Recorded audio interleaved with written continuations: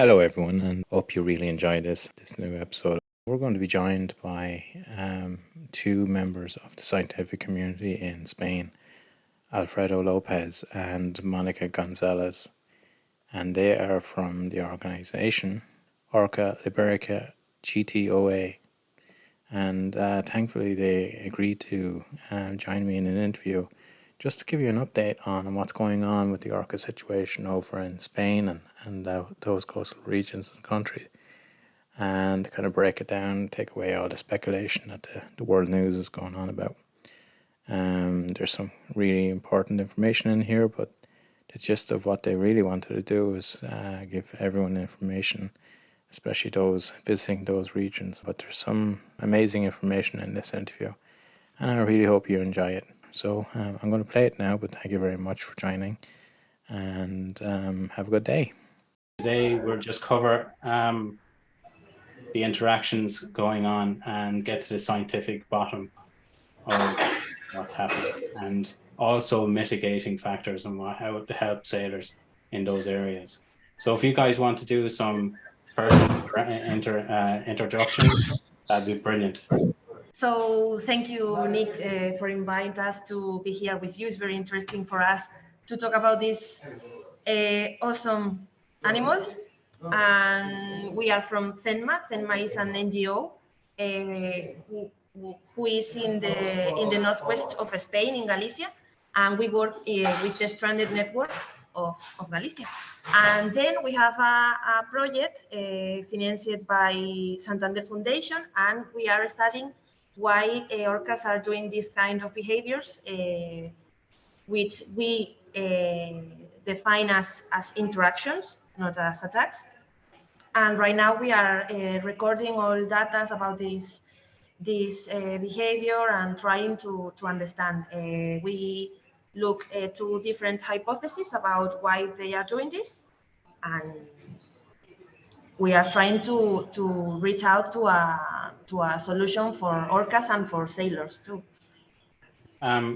Could you tell me a bit about your scientific qualifications, just yourself and Alfredo?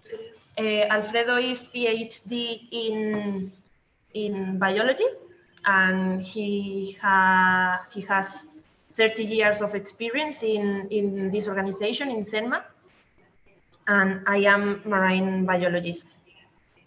That's fantastic. So we're speaking to the right people. Yes. Alfredo is God, like me, for me. Well, we'll just jump into the first question. Can you provide us with an overview of the recent incidents involving orca interactions with sailing vessels in the region? Bueno, no sabemos, pero porque posiblemente esa hipótesis de situación aversiva pudiera orientarnos a esa especificidad. We have two hypotheses. The first is that they are playing, and it is related to juveniles. But we have other hypotheses, which is an adult orca, white gladys, suffered an adversive moment in its life, and she are trying to stop the boats. This adversive moment has been related with orcas, with tuna, and with sailing vessels, because sailing vessels sometimes do illegal fishing with fishing lines. And we think that this orca suffered an adversive moment, and we have a lot of arguments that this hypothesis lends us to know that is the correct. Hey. We don't know exactly why sailing vessels and not fishing vessels, because orcas spent a lot of years ago always live with these fishing boats, and nothing happened. And since 2020, this started only with fishing, with sailing vessels. Have you ever tracked down case zero? Like the very first time this has ever happened? The first, we don't know what happened in this first. We wanted to know the first interaction, but we don't find the information and this event. Because if you like you'd imagine the very first case would give you the biggest clues. Yes, the first interaction is the most important for us because it's the start, is the initiation of all of the others. But we couldn't back it down. Yes. Yeah, I would imagine either people would be very quiet about the very first one, or they would probably have left the area. Maybe. Yeah. We don't think people are quiet in this topic, but maybe an orca is a endangered species. Yeah. ¿Cómo se dice que está protegida? It's a protected species. So maybe a sailing vessel did something that they didn't want to other people know. All these are speculations. Speculation. We don't know, of course, the reality. It just would be fantastic if that first person had come forward, because that would just take all the guesswork out of it. There's a lot of speculation online between, is it a problem with sailing or fishing vessels or leisure vessels? There's a lot of confusion there as to what exactly is going on. Yes, there are speculation too with COVID. People ask to me if COVID did something with orcas. Pero claro, eso es con los... En este momento no, porque actualmente hai un momento donde hai máis atún nos últimos 10 anos. Alfredo says me that is not. It can be possible that the overfishing of tuna, because these last 10 years are the 10 years in which there are more tuna than the past. Right now there are more than the past, so this cannot be possible. Okay, that takes away that confusion. Yeah, if there's a bigger population of red tuna, then it can't be then. And if this possibility can be possible, maybe the interactions will be with fishing boats, not with sailing vessels. One of the things that I was thinking about is that fishing vessels are more robust. They're made with steel. They're made with stronger material. So if there was interactions with them, you wouldn't know. They probably wouldn't disable rudders and so on like that, like they do with leisure. I have to ask to Alfredo, que dice que los barcos de ahora de pesca son mucho más robustos, que entonces igual si hay alguna interacción, pues no lo podríamos saber porque no pasaría nada. A ver, hai barcos grandes e moitos barcos pequenos. A maior parte da pesca de atún é artesanal. Uf, artesanal, como se dice? Artesanal. The vast majority of fishing boats are little boats. Okay. And here in Spain, the way of fishing is craft. It's not very robust and big. Oh, they're made from timber. Sorry? They're made from timber. They're not made from steel. The majority of them are made from timber. Okay. So we don't think if there are interactions with fishing boats, we know it. We know it because people talked with this information a lot, trying to solve this too. So I guess going on to the next one then. What is the typical behaviors of orca in those regions, and how do these recent interactions differ from the normal behavior? The interactions start, the boat is navigating, and people don't see the orcas. The orcas approach very silent to the stern of the boat and started to, in sometimes touch the boat, in other times they don't touch anything, and they touch the boat, and sometimes the rudder breaks because it's a very slight element of the boat. It's very easy to break the rudder.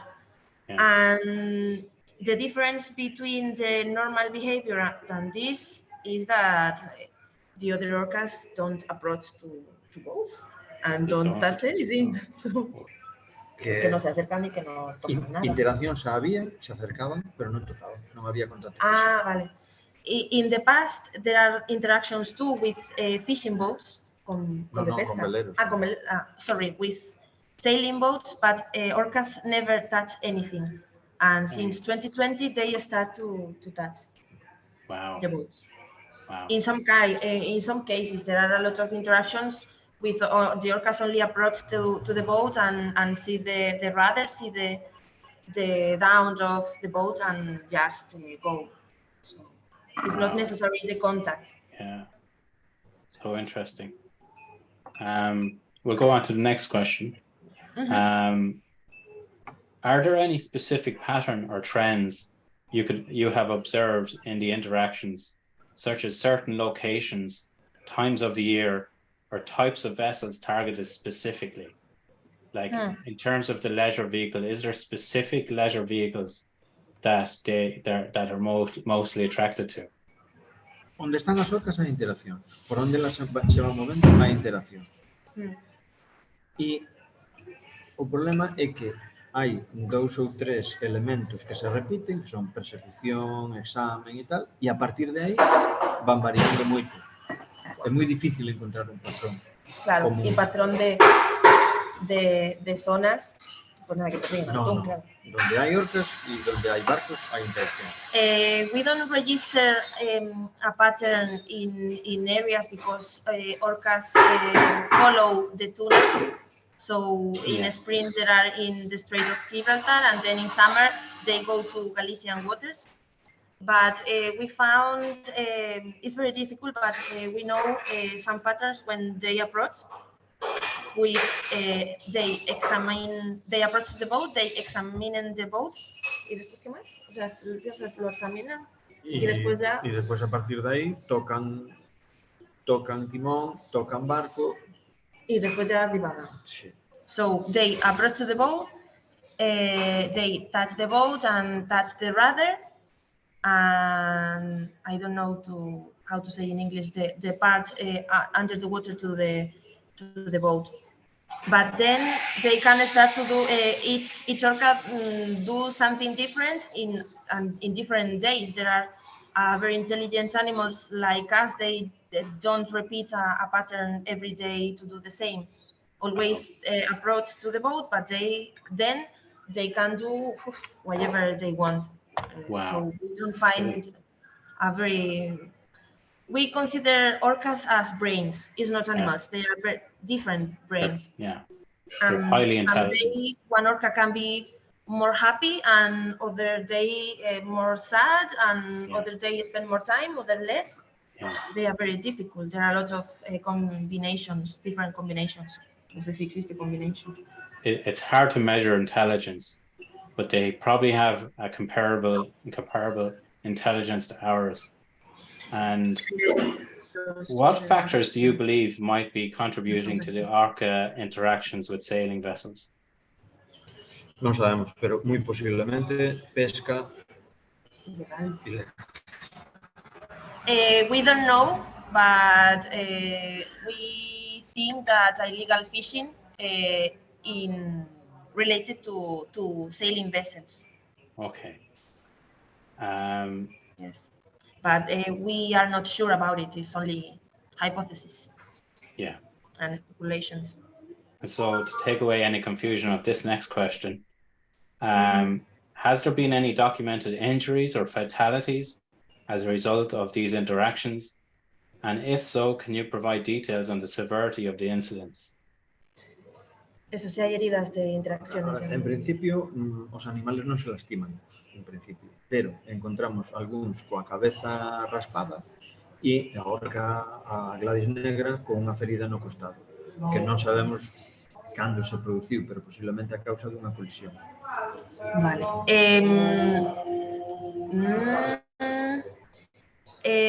Right now, orcas don't have injuries, but we know one who had some scars in his head, and other black Gladys who had an injury in the coast. No sé si es costado, es coast. In this part of Okay. in the dorsal part.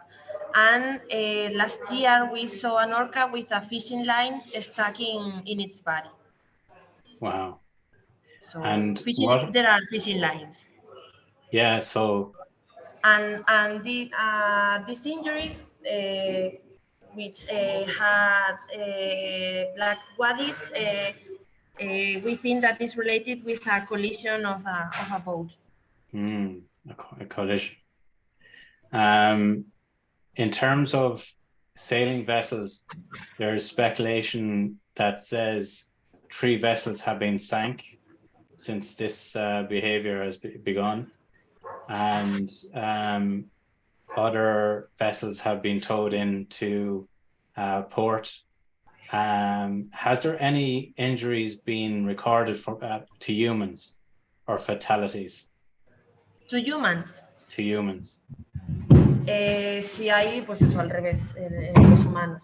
No, humanos no. No hay, pero hubo una vez un señor que se lastimó un hombro intentando agarrar el... Sí. In humans, there are not injuries too, but orcas, if one orca, for example, touched the boat, orcas don't know what happened inside the boat. Maybe if you trying to stop the rudder, you can hurt your hands, but it's not a direct damage. Orcas are not trying to hurt somebody, so no, they are not. What we're trying to do with that question is to remove any of the speculation and the nonsense that's been told online. So we registered I don't know, 1 or 2 interactions with surfers. Okay. And the orca only approached to the surfer and saw, oh, it's just a human, and they go, nothing happens. No, they are not trying to kill people, to eat people, to bite people, to hit people. No, it's not. It's not their something they want to do. They only want to stop the boat. They are. Yeah, that's interesting. So how do you go about investigating these incidents? What is your research methodologies and tools do you utilize to gather data and analyze the situation? So essentially, ¿Cómo investigamos los? De momento recibindo os datos dos navegantes en base a unha enquisa e facendo enquisas con eles en 19 casos examinando os barcos. ¿Y qué tipo de metodología y herramientas utilizas para analizar la situación? Vale, sí, esto. Okay. We have some questions, and people who suffer an interaction answer these questions, and we analyze all the information and pictures, videos about the interaction, and if it is possible, we go to the boats to see the damage and to see, for example, if the boats have marks or to analyze all damage. And yes, we have a questionnaire, and we try to people do this questionnaire to send us information to try to understand why this are happening, why this are happening. Yeah, that's excellent, because if we know if it's qualitative quantitative research, then we know, as like from the group perspective, that it's been very thorough in terms of the research that's been done, and you'll be creating empirical evidence going forward, just to try to find the root cause of this and provide solutions for it. Are there any existing theories or hypotheses regarding the motivations behind the orca's behavior and attacks? As dúas teorías que temos. The first hypothesis is that they are playing and is related to juveniles, and the second is that one orca suffered an adverse event and they are trying to stop the boat. This is related to adults, and we have only one adult to interact with boats. Solo tenemos una adulta. Dos. No han habido dos, pero desde el principio uno. White Gladys was the first adult orca who started to interact. In 2020, all orcas who interacted were juveniles, and only this White Gladys. And this is an argument to lend us to think that the second hypothesis is more correct than the first one.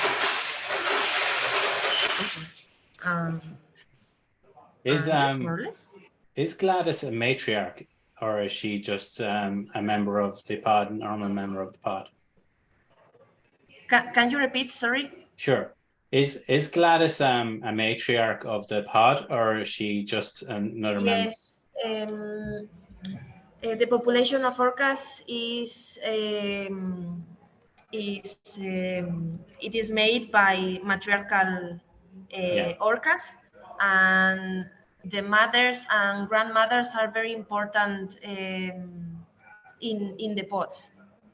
And it's not just White Gladys are training the juveniles.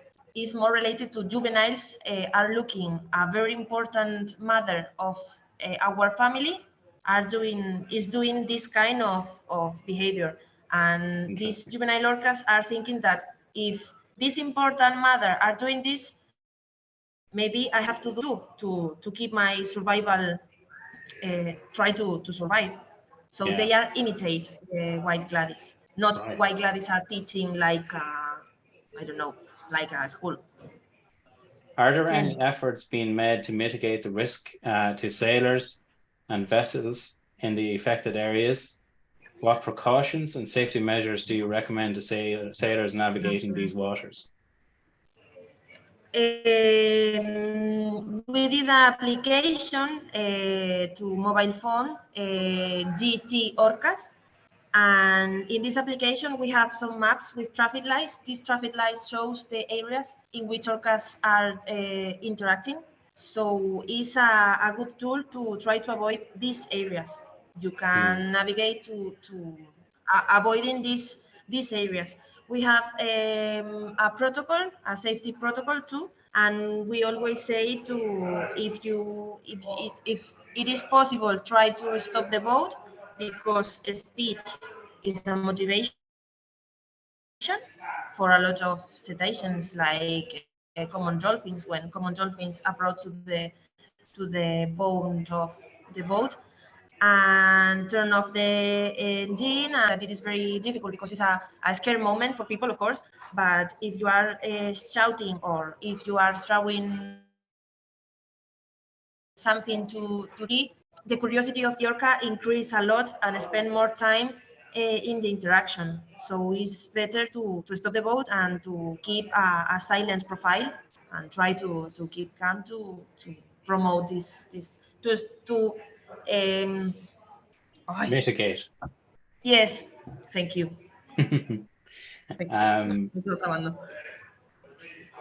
What can the public do to help you with your research and understanding of this phenomenon?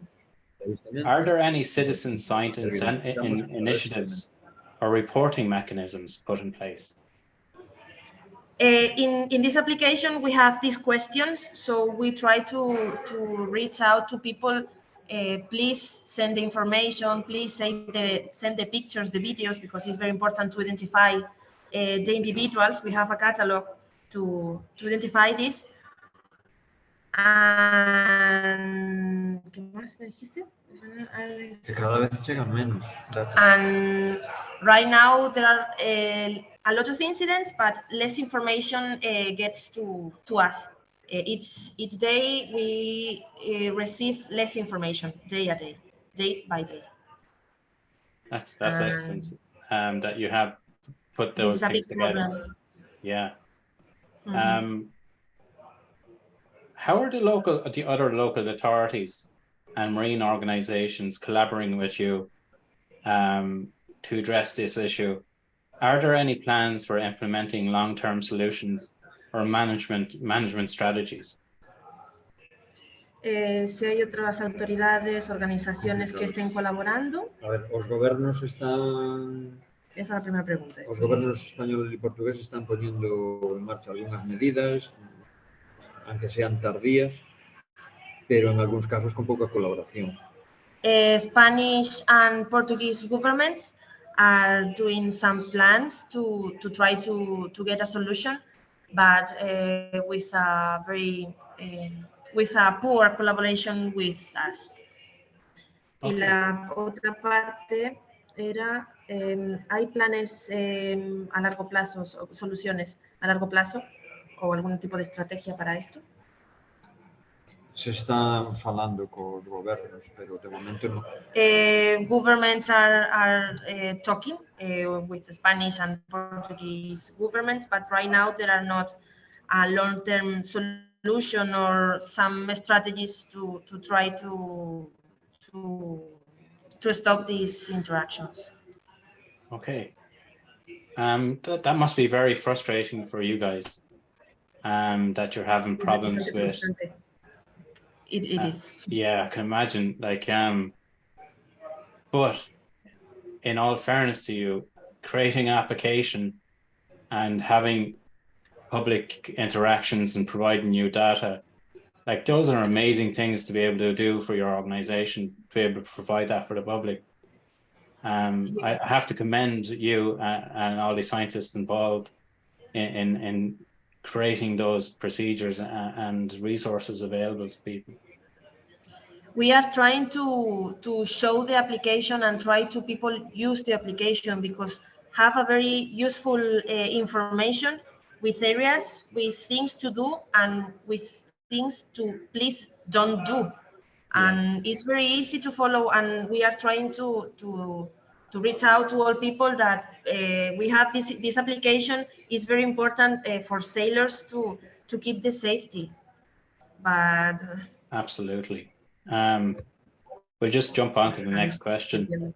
In your professional opinion, what are the potential long-term consequences if these orca attacks continue to occur, or orca interactions, continue to occur?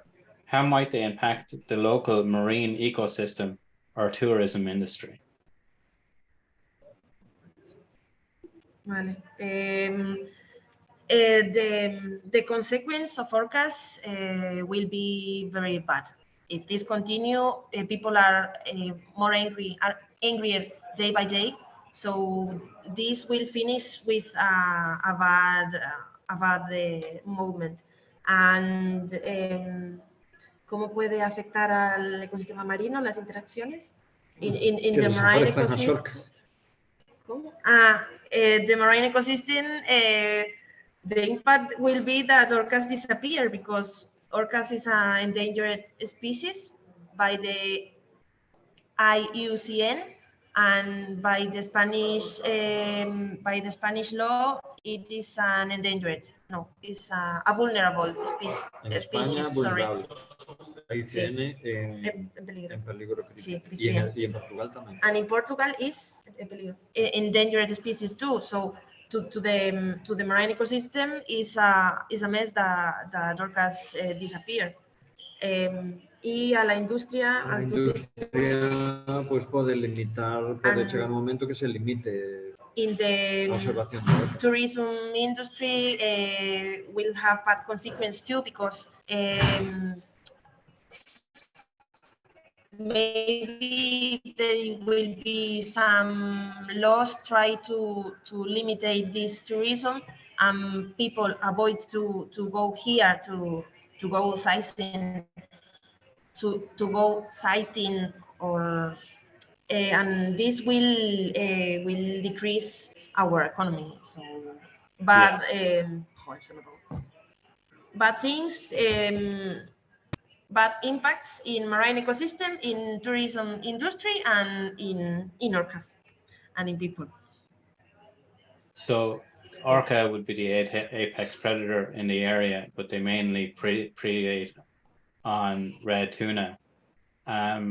If something was to happen to the population of orca, it would have an impact on the red tuna, and the red tuna would also their food chain would have a cascading effect on the ecosystem. Yes, and well, right now it's like there are a positive interaction in the past because orcas feed on tuna to the coast, and the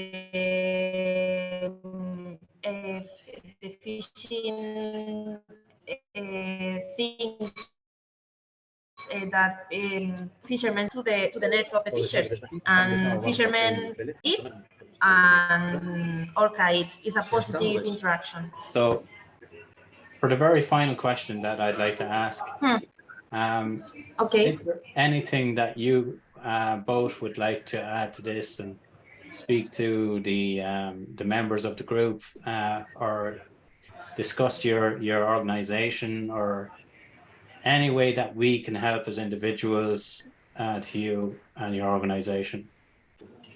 No, insistir na información da web e na app para que a xente traslade os datos, sin eso non somos capaces de facer nada. Only say that try to reach to people about our application and about our website. If you don't want to download the application, we have the website with the protocol, because this protocol is very important to try to avoid wrong things and try to do the correct one in the sea, and to promote the safety for people and for orcas too. And we have a collaboration too with a cruising association in UK, and people send the answers of our questionnaire to cruising association, and then cruising association send to us, and we analyze all this information, trying to understand why, when, and try to avoid these interactions. You're recently in Ireland, Mónica. How did you find it here? Ireland. Yes, I spent 3 days, and I met to Patrick, who worked in the stranded network of Ireland. Yeah, you were down in County Cork. In Cork, yes, it's your city. I wish I was able to. I knew about that, because I would have tried to get in and seen that presentation. I would have loved that, but maybe next time. Yes. Maybe let me know. I would be delighted to go again. No problem. Yeah. Well, it would have been lovely to meet you, and hopefully I'll get to meet both of you actually sometime in the future. That would be amazing, actually. Well, thank you very much for conducting this interview with us, and our pleasure. I think it's cleared up all of the confusion that's there now, like, you know. Yes, there are a lot, and if you want to try to, if you want to say something, feel free to contact us, or to share information, to speak to something. If you want to repeat this because the internet is not very good, you can feel free to contact us, and we will be delighted to attend you. Thank you very much. So what I'm going to do is I'm going to promote the heck out of your organization. I've already shared some materials. You made a poster about the yes, about orcas. Yeah, and I've shared that, and people loved it. Alfredo did this poster, and the draws, the pictures, is designed by him. It's an amazing poster. I love it. I love the fact that it shows the juvenile colors, and then, you know, I'm a big fan of orca anyway. I always have been, but I'm going to promote the heck out of your organization and make sure that people know about the application, and Thank you very much. specifically try to get to people who are sailors, and to, most importantly, provide you with data so that you'll have empirical evidence going forward. You guys you're awesome. Thank you very much. You need like more help from the governmental institutions of Portugal, Gibraltar, and Spain. I think you need, you know, this is a big issue, and it's getting global attention. And there's an awful lot of confusion and speculation being put out there on the internet. And like, it's people like you can cut that right in half, and take away the fear and you know, all of this sensationalism that journalists love to do. They love to put in, you know, the moniker of killer whale and attacking and all of these words that they'll use. But your organization is so important to be there to help Orca be cooperating with the people who use the marine facilities in those areas, and have a kind of a cohesive environment where everything is safe. But you need definitely more help from the governments, and you know, they should be really behind you guys, because you're the scientist and you're the one that actually are going to make a difference here. So thank you very much again for spending this time with us and being able to educate us and tell us about your research, and I really look forward to doing this again in the future. Thank you very much. Lovely words. Thank you very much for do this for all people. And if you need something, please let us to know. And we are Orca lovers. Yeah, so we're all Orca lovers. And congratulations for your website. It has a lot of people. Yeah, yeah. It's as far as I know, my group is the biggest group for Orca in the world, as far as I know, on Facebook. It's definitely the biggest private one anyway, as far as I know. I could be wrong. But my group is dedicated to education, and it's dedicated to providing factual information to both kids and adults. And I stay away from captivity, anything related to that, because it is an important subject that needs to be done and covered professionally. And it's very complicated in terms of the motivations behind it.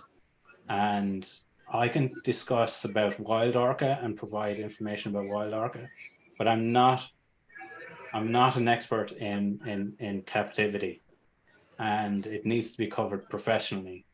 And I don't want to give those corporations any unintentional publicity, because they don't deserve it. Yes. Yeah. Thank People you like much. you deserve everything. You deserve to be promoted. People like you guys are amazing. You dedicate your life to these beautiful animals, and thank you very much. Thank you, lovely words. You are you the same, so excellent people. Jeez, yes. Thank you. So thank you very much, Alfredo and Monica, and thank you. We'll do this again. Thank you. Okay, thank you. Bye. Bye. Bye.